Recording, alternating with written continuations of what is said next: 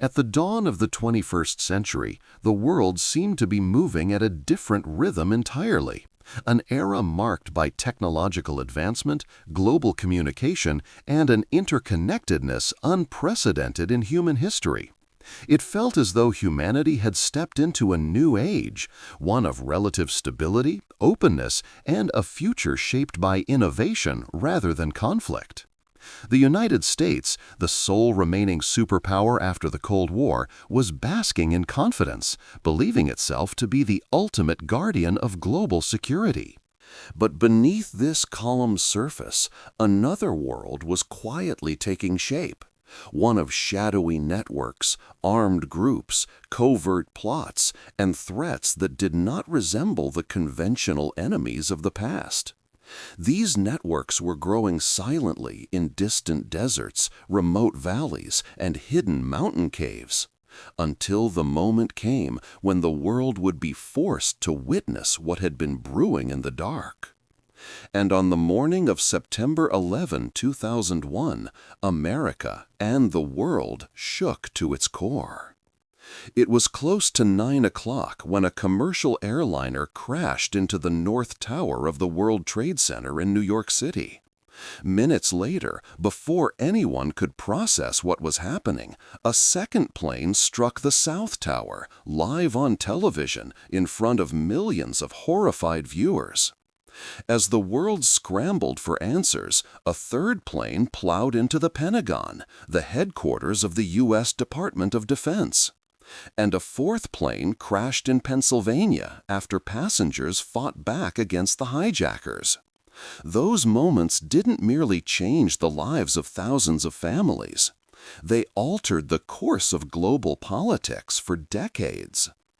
Investigations began immediately, and with astonishing speed, U.S. intelligence agencies identified the mastermind behind the attacks. Al-Qaeda, led by Osama bin Laden, who was living in Afghanistan under the protection of the Taliban. The Taliban had previously refused to hand him over despite mounting U.S. pressure. From that moment on, Afghanistan, once a distant land barely mentioned in international politics, became the center of the world's attention. America was furious, its people were in shock, and Congress granted President George W. Bush nearly unlimited authority to respond. Washington sent clear ultimatums to the Taliban: hand over the al-Qaeda leadership or face the consequences. But the Taliban responded with cold defiance. They said they were willing to discuss the matter if Washington provided evidence, and even hinted at putting bin Laden on trial inside Afghanistan. For the United States, this was unacceptable. The nation was traumatized, grieving, and demanding action. War was becoming inevitable. Behind closed doors, the U.S. military began designing a plan for intervention. But the question remained: how do you fight an enemy hidden in mountains? How do you invade a country with no modern army, no advanced infrastructure, and no conventional defenses? The answer was unconventional: a new kind of war. The strategy wasn't built around a massive ground invasion, but on overwhelming U.S. air power, supported by a broad international coalition and by aiding the Northern Alliance, the Taliban's longtime Afghan adversaries. By late September, hundreds of American Special Operations Forces were already deployed to secret locations near the Afghan border. Their role was to coordinate with the Northern Alliance, locate key Taliban and al-Qaeda positions, and guide precise airstrikes. Within 2 weeks, the picture was clear. The Taliban wouldn't back down, and the United States was moving toward a swift but comprehensive military campaign. The world watched nervously. Pakistan's borders teemed with movement. Diplomats fled Kabul. Civilians sensed that the sky itself would soon ignite. And on the evening of October 7, 2001, the United States formally launched Operation Enduring Freedom.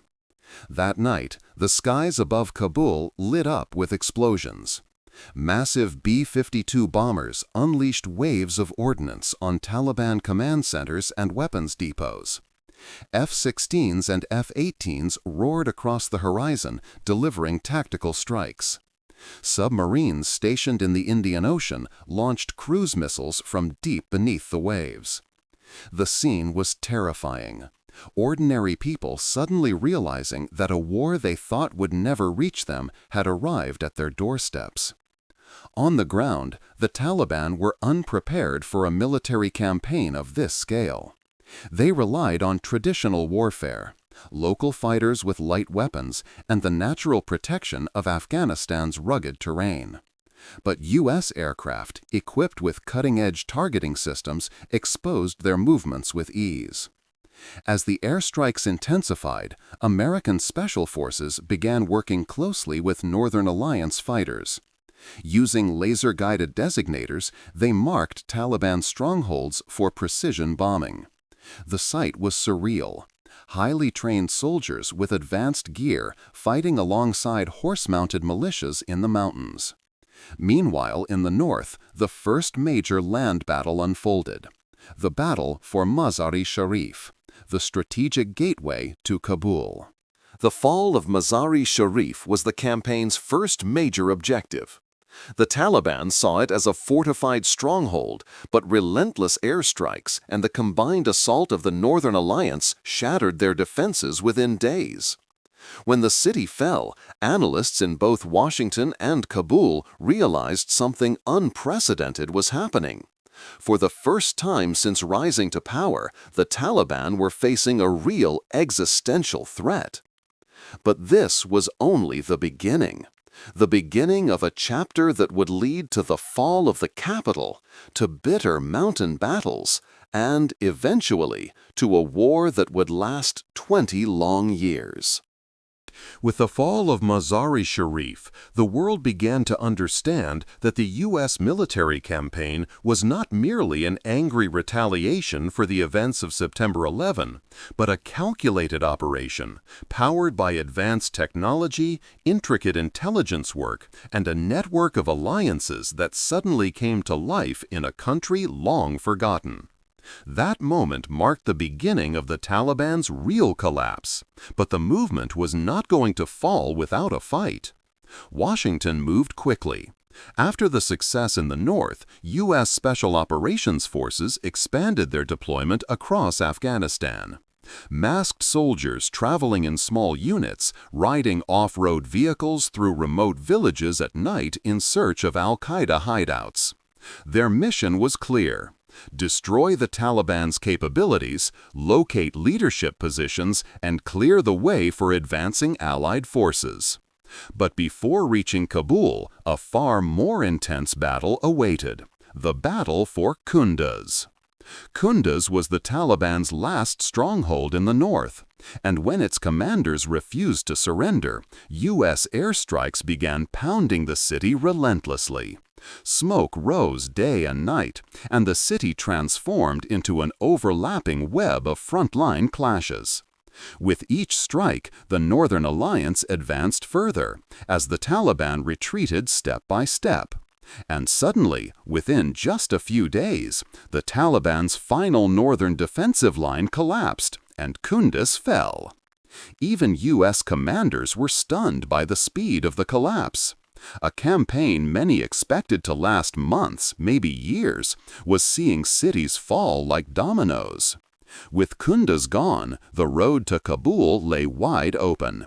The capital that had been under Taliban rule since 1996 and shaped entirely by the group's strict ideology was now vulnerable. On November 13, 2001, Taliban forces withdrew from Kabul during the night without fighting a major battle, realizing that defending it was no longer possible after losing the north. The next morning, Northern Alliance fighters marched into the capital as stunned civilians watched. There was no large-scale battle. Instead, Kabul witnessed scenes unimaginable only days before. Men shaving their beards for the first time in years, cafes reopening their doors, music shops playing songs again, girls removing the burqa in some neighborhoods, Crowds pouring into the streets, half believing, half doubting that the Taliban were truly gone. For the United States, this moment was a symbolic triumph. But beneath the celebration, U.S. commanders knew a truth no one wanted to say out loud. The real war hadn't even begun. Osama bin Laden and several top Taliban leaders had vanished. Intelligence reports suggested they might have escaped eastward, into rugged mountains unknown except to those who lived there. Mountains that would soon become the scene of the fiercest battles of the entire war. In December 2001, global attention shifted to the Tora Bora mountain range, one of the most fortified natural hideouts in eastern Afghanistan. It was believed that Osama bin Laden was entrenched deep inside a vast network of caves built during the Soviet-Afghan War, caves connected by long tunnels stocked with supplies. Many believed this would be the final chapter, the moment the United States captured the world's most wanted man. American special forces arrived in the area and began the complex process of locating al-Qaeda positions. The mountains shook as U.S. bombers pummeled them, while drones circled overhead day and night. But Tora Bora was unlike any battlefield on Earth. Its narrow valleys, hidden caves, and overlapping passages gave al-Qaeda fighters natural protection. Local terrain experts moved effortlessly through the mountain shadows. The United States avoided deploying large ground forces and instead relied heavily on local militias to block escape routes. As weeks passed, intelligence reports began suggesting a grim outcome. Bin Laden may have slipped across the border into Pakistan. In later years, this operation would become one of the most heavily criticized moments of the entire war, seen by many as a lost opportunity to end the conflict in its early months. With the possibility that bin Laden had escaped, the Taliban used the chaos to reorganize. The movement didn't disappear as many assumed. It blended into tribal communities, then slowly re-emerged in the south and east. Meanwhile, al-Qaeda relocated to the border regions and adopted a new strategy: small cells, hit-and-run attacks, ambushes, and constant harassment operations. At the same time, U.S. forces expanded their bases across the country. Their new mission: maintain stability and prevent the Taliban's return. But Afghanistan was a country nearly impossible to control. Its terrain was unforgiving, its tribal structure intricate, and loyalties shifted rapidly. Most importantly, Afghans had a long history of resisting foreign occupation. In December 2001, Afghan factions met in Bonn, Germany, and agreed to form an interim government led by Hamid Karzai. Politically, it was a major step, but it changed little on the ground. Afghanistan was emerging from decades of war, followed by the Taliban's rule, followed by a foreign invasion. There were no strong institutions, no functioning army, no trained police force, and almost no economy. The U.S. poured billions into reconstruction, but corruption spread rapidly. Warlords regained influence, tribal disputes escalated, and whole regions remained beyond government control. And while the U.S. attempted to build a new state, the Taliban were planning something else entirely: a full-scale comeback. By 2002, early signs of resistance appeared in southern Afghanistan. Small attacks on U.S. patrols, improvised explosive devices planted on roadsides, ambushes targeting convoys, assassinations of local officials. At first, Washington described them as isolated pockets of resistance. But within months, the attacks increased, more organized, more frequent, more coordinated. The Taliban had rebuilt themselves quietly and were launching a new phase, a long-term insurgency. This was the moment the United States realized that the war it believed was nearly over was only entering its second, far more brutal chapter. By early 2003, Afghanistan stood at a crossroads. The Taliban had collapsed, a new government was in place, and American military presence was growing steadily. But beneath the surface, the foundations were unstable, fragile, fractured, and vulnerable to the smallest spark. And that spark was already burning in the south. While the world shifted its attention toward Iraq, the Taliban quietly regrouped across the border in Pakistan. They rebuilt their ranks, reorganized their leadership, and resumed training programs with unprecedented discipline. Within a short time, they transformed from a defeated regime into a shadow army, one that struck in silence and disappeared into the mountains just as quickly. The Taliban understood that they could never again confront the United States in open field battles. They had learned the lesson the hard way in 2001. Instead, they adopted a different strategy, one that would reshape the entire war: guerrilla warfare. Suddenly, U.S. forces operating in southern Afghanistan found themselves facing a new threat. Roadside bombs, improvised explosive devices, began to appear on dirt roads and mountain passes. Ambushes struck patrols at unexpected hours. Suicide bombings, once unheard of in Afghan culture, became a recurring tactic. This shift marked the beginning of a prolonged conflict, one defined by attrition, unpredictability, and the constant exhaustion of war. The Taliban's goal was simple: make the foreign presence too costly, slowly drain American resolve, turn every road, every valley, every village into a potential battlefield. In 2002, Operation Anaconda was launched in the Shah-e-Khat Valley. It aimed to eliminate the largest remaining concentration of Taliban and al-Qaeda fighters. The operation was expected to last a few days. Instead, it turned into one of the most chaotic early battles of the war. U.S. troops found themselves fighting at high altitude, surrounded by steep ridges, under constant sniper fire. Communications failed. Air support couldn't reach certain targets.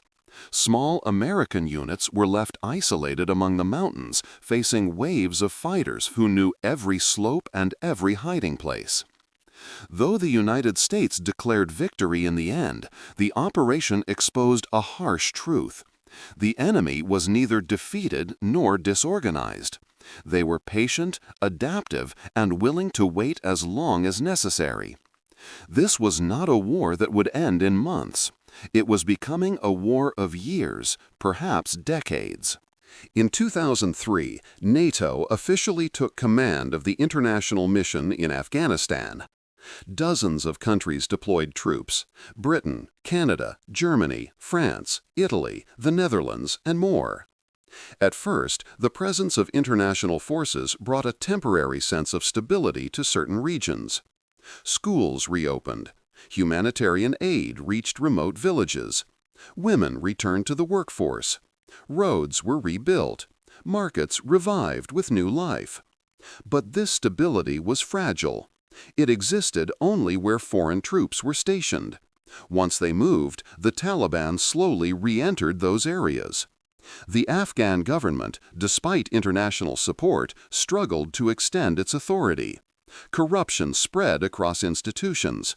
Jobs were often given based on tribal connections rather than competence. Local warlords, some of whom were empowered by the U.S. early in the war, began acting as de facto rulers of their regions. This complex mix of corruption, tribal politics, and weak governance gave the Taliban something more valuable than weapons: public resentment. By 2004 and 2005, the Taliban's presence became undeniable. They controlled major rural areas in Kandahar, Helmand, Uruzgan, Zabul, Khost, and Paktika. They moved through networks of hidden tunnels, mountain trails, and tribal safe havens. Their attacks grew increasingly sophisticated. Coordinated assaults on government outposts, large-scale ambushes on U.S. convoys, night raids targeting local officials, cross-border attacks followed by quick retreats into Pakistan. Intense propaganda broadcasts spreading through remote communities. For the first time since 2001, American commanders began to worry openly. The enemy they believed was defeated was returning with new life.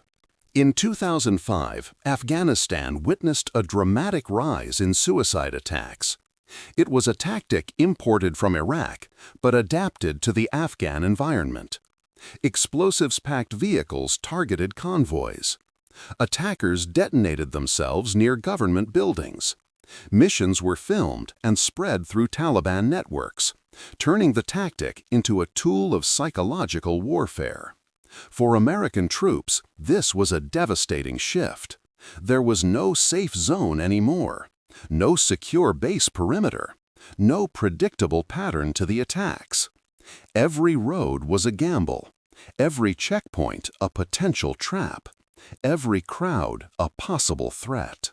Washington realized that the war was slipping out of control. So the U.S. increased its troop presence, first in hundreds, then in thousands, then in tens of thousands. New strategies were introduced. The clear, hold, build approach, counterinsurgency programs, special forces raids, local militia training, intelligence-driven operations, drone strikes targeting Taliban leadership. At times, these operations achieved success. Taliban commanders were eliminated, weapons caches destroyed, key villages secured. But the victories were temporary, fleeting moments in a war that stretched across mountains, deserts, forests, and borders. The Taliban were not trying to dominate the battlefield. They were trying to outlast the will of the world's strongest military. By 2006, Afghanistan entered a new phase of conflict, one that combined a resurging Taliban, a struggling government, rising casualties, and a population caught between two forces. This was no longer the rapid military campaign of 2001. It had evolved into one of the longest, most complex wars of the 21st century. A war where victories were counted not in captured territory, but in days survived. A war where the enemy could be anywhere, or nowhere at all. A war that would continue changing, expanding, escalating, until it eventually reached the withdrawal of 2021. But in 2006, no one could imagine how long it would last. No one could predict how many lives it would claim. And no one knew that Afghanistan was heading toward nearly 2 decades of continuous conflict.